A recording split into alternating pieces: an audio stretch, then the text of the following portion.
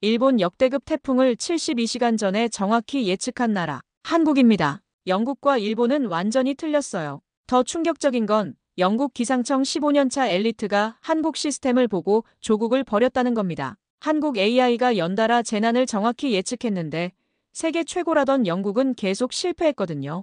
그 결과 1년 후 전 세계 20개국이 한국 모델을 도입했어요. 노르웨이, 핀란드보다도 정확도가 낮았던 한국이 어떻게 갑자기 세계 1위가 됐을까요? 도대체 한국에 뭐가 있길래 영국 전문가가 15년 경력을 포기하고 한국을 택했을까요? 지금부터 그 비밀을 공개합니다. 그 전에 잠깐 1초 만에 누를 수 있는 좋아요 버튼을 꼭 눌러주시면 영상 제작에 아주 큰 힘이 됩니다. 그럼 바로 시작하겠습니다. 영국 기상청에서 15년간 일한 저에게 그날은 평범한 하루였습니다. 아시아 태평양 지역 기후 분석 보고서를 작성하고 있었죠. 그런데 모니터의 데이터가 이상했어요. 태평양 서쪽 해수면 온도가 평년보다 2도나 높았고 제트 기류도 비정상적으로 움직이고 있었습니다. 이건 뭔가 큰일이 벌어질 징조인데 상사 헤럴드 베넷 부장이 제 책상으로 왔습니다. 도쿄의 일본 기상청에서 긴급 협력을 요청했다며 즉시 출장을 지시했어요. 카테고리 4급 태풍이 연속 발생할 가능성이 있습니다. 현지 확인이 필요해요.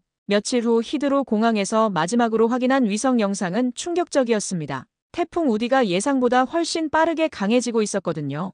우리 글로벌 모델이 이런 급속 발달을 놓쳤다고? 이상해. 12시간 비행 끝에 도쿄에 도착했을 때 이미 상황은 심각해져 있었어요. 공항 착륙조차 위험할 정도로 바람이 강했습니다. 일본 기상청의 사카이 연구원과 급하게 통화했습니다. 중심 기압이 910 헥토파스칼까지 떨어졌어요. 예상보다 훨씬 강력해졌습니다. 910 헥토파스칼이라. 이건 재앙급 태풍이었어요. 영국 모델은 완전히 빗나간 예측을 했던 거죠. 택시로 호텔에 가면서 도쿄 시내를 봤는데 이미 사람들이 대피 준비를 하고 있었어요. 상점들은 서둘러 셔터를 내리고 거리는 점점 비어가고 있었습니다. 내일 기상청에서 정확한 분석을 해봐야겠어. 호텔에 도착해서 영국 본부에 긴급 보고를 했습니다. 우리 예측 모델에 심각한 오류가 있었다고요. 하지만 헤럴드 부장의 반응은 의외였어요. 에밀리, 과민 반응하지 마. 태풍은 원래 예측하기 어려운 거야. 우리 모델을 믿어. 믿으라고요? 지금 눈앞에서 벌어지고 있는 현실을 무시하고 그날 밤 호텔 창밖으로 보니 도쿄가 점점 폭풍 속으로 빨려 들어가고 있었어요. 가로등이 흔들리고 나무들이 넘어지기 시작했습니다. 내일 아침이 정말 걱정되네. 저는 그때까지도 몰랐어요. 이 태풍이 제 인생을 완전히 바꿔놓을 거라는 사실을요. 그리고 며칠 후 저를 한국으로 이끌게 될 거라는 것도 말이죠. 새벽에 잠깐 잠이 들었는데 건물이 흔들리는 진동으로 깨어났습니다. 태풍 우디가 본격적으로 도쿄를 강타하기 시작한 거였어요. 창밖을 보니 이미 거리는 물바다였고 차들이 떠내려가고 있었습니다. 15년간 기상 전문가로 일했지만 이런 급속한 변화는 처음 봤어요. 우리가 뭔가 중요한 걸 놓쳤어. 기후변화로 태풍 패턴이 바뀐 건가? 그 순간 깨달았습니다. 이건 단순한 예측 실패가 아니라 기존 모델 자체에 근본적인 문제가 있다는 걸요. 하지만 저는 아직 몰랐어요. 진짜 해답이 바로 옆 나라 한국에 있다는 사실을요. 다음 날 아침 호텔 창문을 열자마자 저는 경악했습니다. 도쿄가 완전히 다른 세상이 되어 있었어요. 거리는 물바다였고 차들이 물에 잠긴 채 버려져 있었습니다. 가로수들은 뿌리째 뽑혀 나뒹굴고 있었어요. 시간당 120mm의 폭우가 쏟아진 결과였죠. 호텔 직원은 외출 자제를 당부했습니다. 지하철과 버스 운행이 모두 중단됐다고 했어요. 일본 기상청에 가야 했지만 불가능한 상황이었습니다. 사카이 연구원과 겨우 연결된 전화에서 충격적인 소식을 들었어요. 우디가 예상 경로를 완전히 벗어나 도쿄를 직격했습니다. 우리 예측 모델이 완전히 틀렸어요. 더 충격적인 건 일본 기상청 내부 반응이었어요. 윗선에서는 이런 상황에서도 단순한 자연의 변동성 범위라고 책임을 회피하고 있다는 거였죠. 저는 정말 화가 났어요. 사람들이 고생하고 있는 상황에서 그런 변명이 나올 수 있다니요. 과학자라면 정확한 원인을 찾아야 하는 거 아닌가요? 오후의 상황은 더욱 악화됐습니다. 호텔 건물이 흔들리기 시작했어요. 맞은편 상가 건물의 외벽이 떨어져 나가는 걸 직접 봤습니다.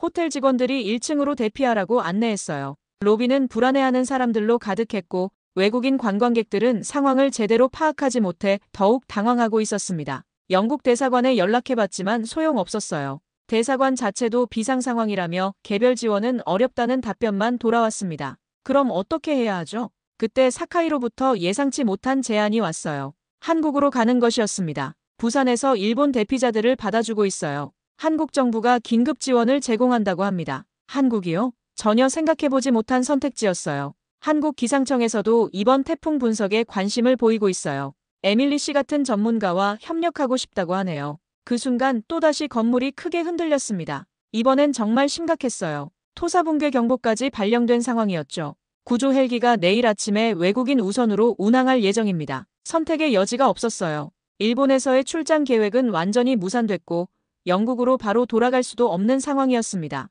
한국으로 가겠습니다. 그날 밤 호텔방에서 창밖을 바라보며 생각했어요. 영국 기상청에서 15년간 쌓아온 경험으로도 이런 급작스러운 기상 변화는 처음이었거든요. 뭔가 근본적으로 바뀌고 있어. 기존 모델로는 한계가 있어. 하지만 더 중요한 건 일본 기상청의 대응 방식이었어요. 명백한 예측 실패 앞에서도 책임을 회피하고 개선보다는 변명에 급급한 모습이 실망스러웠습니다. 과학자라면 실패를 인정하고 더 나은 방법을 찾아야 하는데 반면 한국에서는 어떨까 궁금해졌어요. 과연 한국의 기상기술과 대응 방식은 어떨까요? 새벽에 잠깐 잠이 들었는데 헬기 소음으로 깼습니다. 구조 헬기가 호텔 옥상에 착륙하고 있었어요. 이제 정말 한국에 가는구나. 짐을 챙기며 마지막으로 도쿄 시내를 내려다봤습니다. 여전히 물에 잠긴 채로 복구 작업도 제대로 시작되지 못한 모습이었어요. 그때는 몰랐어요. 이 예상치 못한 한국행이 제 인생을 완전히 바꿔놓을 거라는 사실을요. 다음 날 아침 구조 헬기에서 내려다본 일본은 참혹했습니다. 도쿄 곳곳이 여전히 물에 잠겨 있었고 복구는 엄두도 못 내는 상황이었어요. 1시간 후 김해공항에 착륙하자마자 완전히 다른 세계를 경험했습니다. 공항 직원들이 체계적으로 움직이고 있었어요. 한국어, 영어, 일본어 안내방송이 동시에 나왔고 각자 역할이 명확했습니다. 입국 데스크에서 직원이 유창한 영어로 말을 걸었어요. 영국 기상청에서 오셨군요. 도현 박사님이 마중 나오신다고 했어요. 입국 절차가 놀랍도록 간단했습니다. 복잡한 서류 작업 없이 간단한 신원 확인만 하고 바로 통과됐어요. 재난 상황에서는 특별 절차를 적용한다며 안전을 최우선으로 한다는 설명이었습니다. 공항 밖에서 저를 기다린 도현 박사는 40대 중반의 차분한 인상이었어요. 한국 기상청 기후 예측과 과장이라고 자신을 소개했습니다. 차 안에서 도쿄 경험을 설명하자 그가 예리한 질문들을 던졌어요. 영국과 일본 모델 모두 급속 강화를 놓쳤다는 거군요. 저희도 이번 태풍을 분석하면서 비슷한 의문을 갖고 있었어요. 한국은 어떻게 대응하셨나요? 일본보다 하루 일찍 경보를 발령했어요. 간접 영향권이지만 미리 대비한 거죠. 차창 밖 풍경이 인상적이었어요. 도로 곳곳에 비상대피 안내판이 설치되어 있었고 전광판에는 실시간 기상 정보가 표시되고 있었습니다. 저 시스템은 뭔가요? 재난안전정보 시스템이에요. 시민들이 언제든 현재 상황과 대피 정보를 확인할 수 있도록 했습니다. 영국에는 이런 종합적인 시스템이 없었어요. 기후변화로 극한 기상이 잦아지면서 이런 인프라의 중요성이 커졌다는 설명이었습니다. 부산에서 서울로 이동하는 KTX에서도 놀라웠어요. 열차 내 모니터에서 실시간 기상 정보를 제공하고 승무원들이 다국어로 안전 안내를 했습니다. 기차역 사람들의 모습도 인상적이었어요. 복잡한 상황에서도 서로 양보하고 배려하는 질서 의식이 정말 놀라웠습니다. 어려운 시기를 많이 겪어와서 그런 것 같아요. 함께 극복해야 한다는 의식이 강하죠. 서울역에 도착하니 더욱 체계적인 시스템을 볼 수 있었어요. 역 곳곳에 다국어 안내판이 설치되어 있었고 외국인을 위한 별도 안내 데스크도 운영되고 있었습니다. 내일 기상청에서 저희 AI 활용 단기 예측 모델을 보시죠. 관심 있으실 것 같아요. AI 모델이라고요? 딥러닝을 활용해서 전통적인 수치 모델의 한계를 보완하고 있다는 설명이었어요. 아직 연구 단계지만 유망한 결과들이 나오고 있다고 했습니다. 호텔에 체크인하면서 생각해봤어요. 일본에서의 경험과는 완전히 달랐습니다. 모든 게 체계적이고 효율적으로 돌아가고 있었어요. 그날 밤 런던의 헤럴드 부장에게 현재 상황을 보고했습니다. 한국에 있다고? 거기서 할 일은 없어. 일찍 돌아와. 전화를 끊고 나서 뭔가 석연치 않은 기분이 들었어요. 헤럴드의 반응이 너무 소극적이었거든요. 마치 한국 기술에 관심이 없는 것처럼 보였습니다. 하지만 제가 본 것은 달랐어요. 재난 상황에서의 체계적인 대응, 외국인에 대한 배려, 그리고 시민들의 질서 의식까지. 이 모든 것이 단순한 우연이 아니라 시스템의 결과라는 생각이 들었습니다. 내일 직접 확인해 봐야겠어. 창밖으로 보이는 서울의 야경이 아름다웠어요. 한강을 따라 늘어선 불빛들이 마치 미래 도시 같았습니다. 그때는 몰랐어요. 내일 한국 기상청에서 제가 충격적인 기술을 보게 될 거라는 사실을요. 다음 날 한국 기상청에 도착한 순간 저는 완전히 압도됐습니다. 예보센터 벽면을 가득 채운 대형 모니터들의 실시간으로 위성, 영상, 레이더 이미지, 수치 모델 결과들이 표시되고 있었어요. 저 중앙 스크린이 우리가 개발한 통합 분석 시스템입니다. 화면에는 한반도 전체의 기상 상황이 3D로 표시되고 있었어요. 구름의 높이별 분포, 바람의 방향과 세기, 강수 확률까지 한눈에 볼 수 있었습니다. 해상도는 1km 격자로 분석하고 있어요. 1km라니. 영국 기상청의 표준 해상도 2.2km보다 훨씬 정밀했습니다. 딥러닝 모델이 전통적인 수치 계산의 일부를 대체해주거든요. 그때 한 연구원이 일본 태풍 우디 관련 분석 결과를 보여줬어요.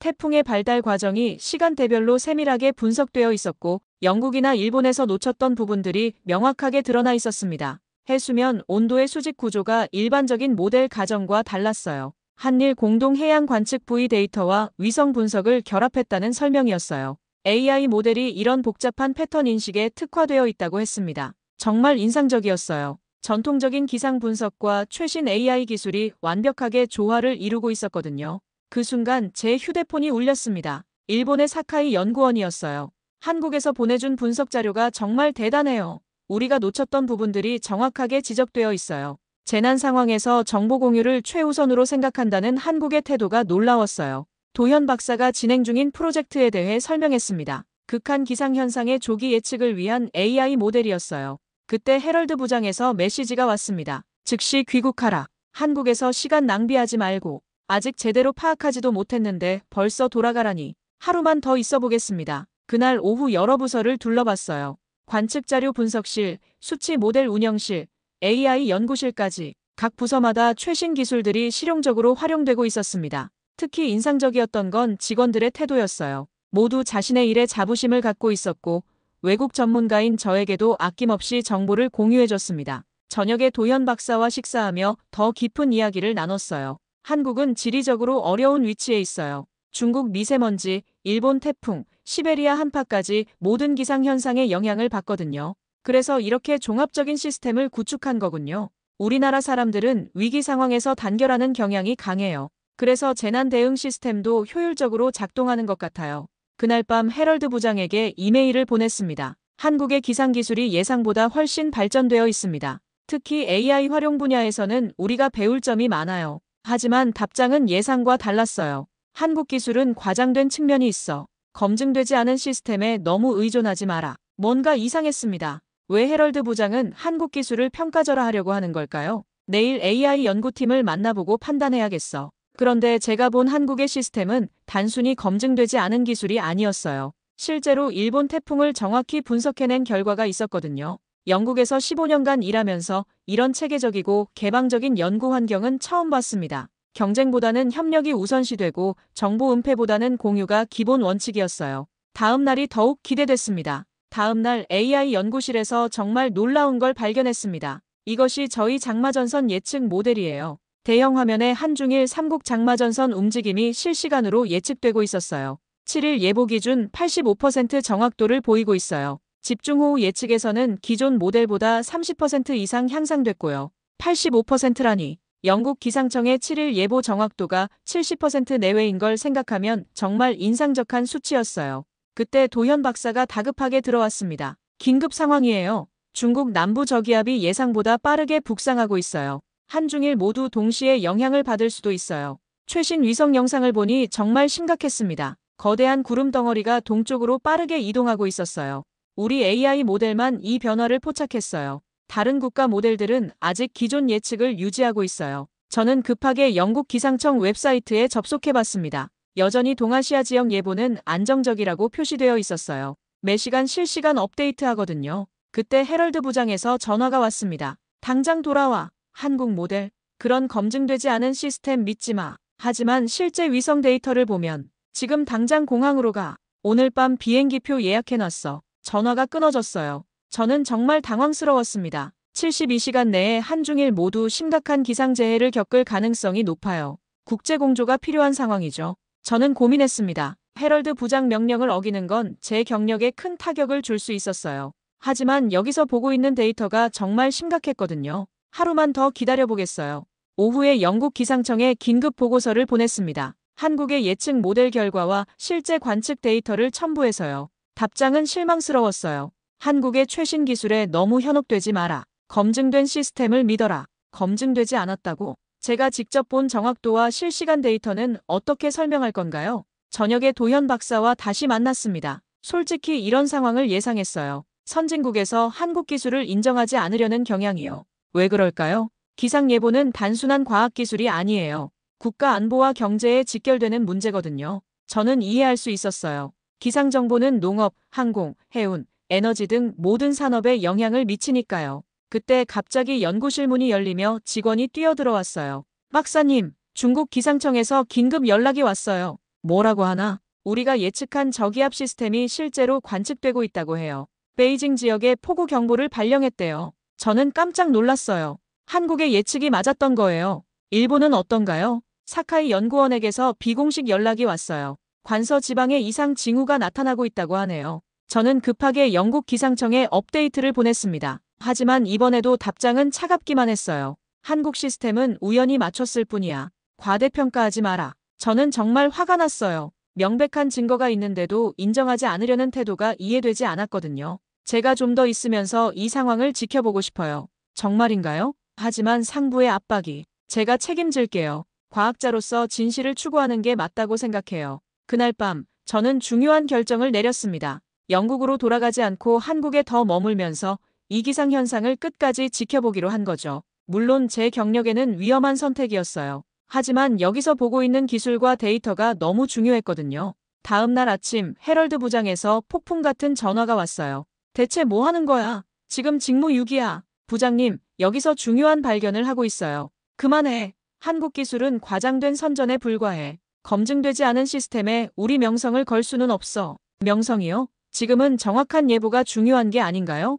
24시간 내에 돌아오지 않으면 징계 절차에 들어갈 거야. 전화가 끊어진 후 저는 무거운 마음으로 도현 박사를 만났습니다. 하지만 포기할 수는 없었어요. 저는 과학자잖아요. 진실이 더 중요해요. 그날 오후 정말 놀라운 일이 벌어졌습니다. 한국의 예측대로 중국과 일본에서 동시에 극한 기상 현상이 발생한 거예요. CNN에서 속보가 나왔어요. 중국 베이징과 일본 오사카에서 동시에 집중호우가 발생했습니다. 시간당 강수량이 100mm를 넘어서고 있습니다. 정말 예측대로 됐네요. 한국만 이 상황을 정확히 예측했어요. 다른 나라 기상청들은 모두 당황하고 있어요. 일본의 사카이 연구원에게서 급한 전화가 왔어요. 한국의 예측이 완전히 맞았어요. 우리는 완전히 놓쳤어요. 오사카 지역에 홍수경보가 발령됐고 교통이 완전히 마비됐어요. 저는 복잡한 기분이었어요. 한국의 기술이 입증된 건 기뻤지만 다른 나라에서 피해를 입고 있다는 게 안타까웠거든요. 이미 중국과 일본의 실시간 데이터를 공유하고 있어요.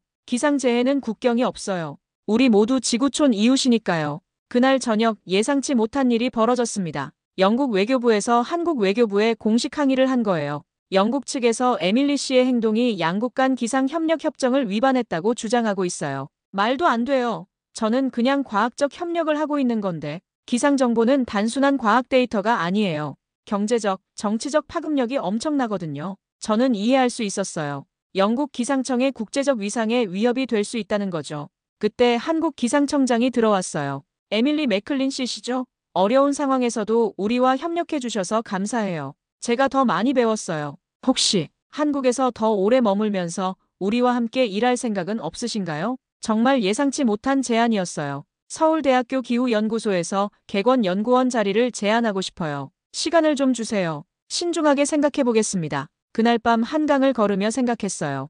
영국으로 돌아가면 아마 징계를 받을 거예요. 하지만 여기 한국에서는 새로운 가능성이 열려 있었죠. 며칠 후 결정적인 일이 벌어졌습니다. 한국의 기상 예측 모델이 또 한 번 정확한 예측을 해낸 거예요. 이번에는 태평양 전체에 영향을 미칠 수 있는 대규모 기상 변화였습니다. 엘니뇨 패턴의 급격한 전환이에요. 이게 맞다면 전 세계 기후에 큰 영향을 미칠 거예요. 저는 더 이상 망설일 수 없었어요. 이런 중요한 연구를 놓칠 수는 없었거든요. 저는 한국에 남기로 결정했어요. 정말인가요? 네, 물론 영국과의 문제는 해결해야 하지만 여기서 하는 연구가 너무 의미 있어요. 그렇게 저는 한국에 머물기로 결심했습니다. 물론 쉽지 않은 길이었지만 과학자로서 올바른 선택이라고 생각했어요. 한국에서는 정보 공유와 협력이 기본 원칙이었어요. 영국에서 경험했던 경쟁과 견제와는 완전히 다른 환경이었죠. 여기서라면 정말 의미 있는 연구를 할 수 있을 것 같아. 한 달 후 정말 큰 시험대가 찾아왔습니다.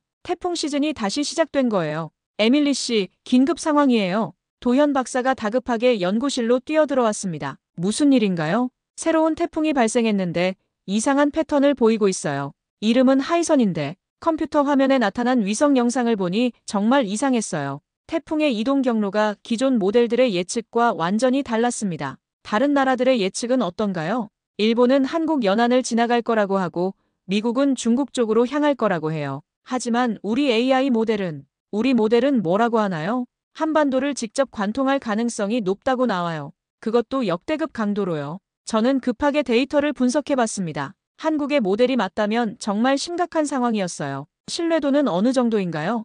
92%예요. 우리 모델 사상 최고 신뢰도죠. 그때 제 휴대폰이 울렸습니다. 놀랍게도 일본의 사카이 연구원이었어요. 에밀리 씨, 한국의 예측 모델 결과를 볼 수 있을까요? 왜요? 일본 모델과 다른가요? 완전히 달라요. 그런데 최근 한국 예측이 계속 맞아떨어져서 우리도 내부적으로 재검토하고 있어요. 그럼 데이터를 공유해 드릴게요. 전화를 끊고 나서 도현 박사가 말했어요. 일본뿐만 아니라 중국에서도 문의가 왔어요. 우리 예측 모델에 관심을 보이고 있다고 하네요. 정말인가요? 네, 심지어 미국 NOAA에서도 비공식적으로 연락이 왔어요. 저는 놀랐어요. 미국 해양대기청에서 관심을 보인다니. 며칠 후 정말 놀라운 일이 벌어졌습니다. 사카이 연구원이 일본 언론에 폭로를 한 거예요. 일본 기상청이 한국의 정확한 예측을 무시하고 있다. 뉴스에서 사카이의 인터뷰가 나왔어요. 한국의 AI 예측 모델이 계속해서 정확한 결과를 보여주고 있는데도 우리 윗선에서는 검증되지 않은 기술이라며 무시하고 있습니다.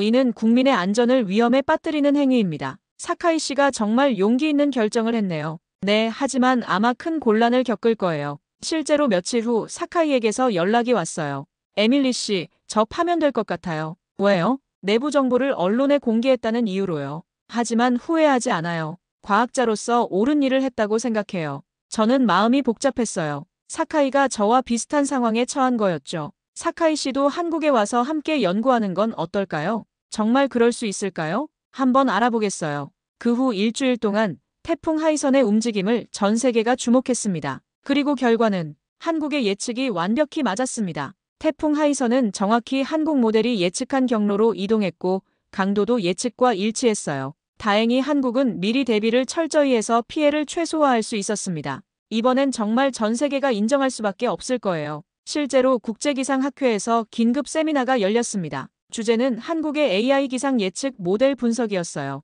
에밀리 씨, 발표를 해주실 수 있을까요? 저요? 네, 에밀리 씨가 외국 전문가 관점에서 우리 시스템을 분석해 주신 자료가 있잖아요. 그렇게 저는 국제 무대에서 한국의 기상 기술을 소개하게 되었습니다. 발표가 끝나자 참석자들로부터 뜨거운 반응이 나왔어요. 정말 혁신적인 접근 방식이네요.